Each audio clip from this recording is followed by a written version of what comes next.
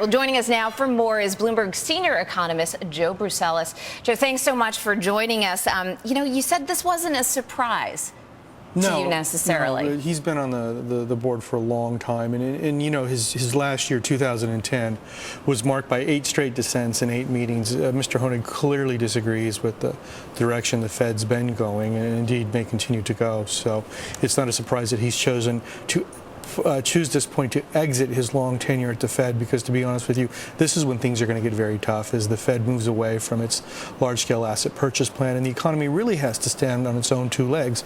I'm sure as you interview many people around the street, one of the fears about going forward here is what happens to the equity markets when the Fed quits buying or quits pumping money through the economy. That's a real fear. So Mr. Hoenig's picked a nice point to ride off into the sunset. Yeah, a number of people saying we've become addicted to stimulus, but let's talk about this. He was a member of the FOMC committee, part of the policy setting amongst Fed members.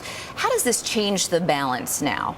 Well, he was one of the people who drove policy for the past number of years. It not only alters the balance of, say, what I call the hawk-dove balance. Mr. Hoenig had a foot firmly placed in the hawkish camp.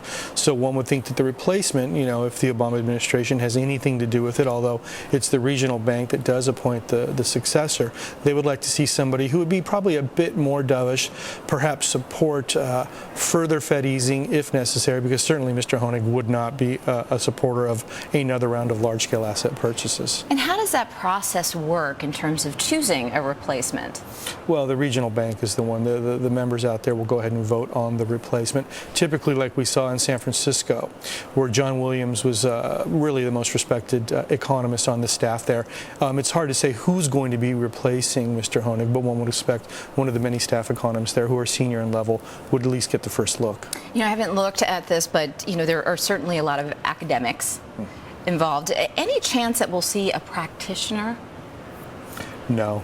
I think that they would prefer not to see an academic. I think they want somebody that they know, that they trust, and can be relied on to vote in a way that they would prefer. All right, Joe, thanks so much.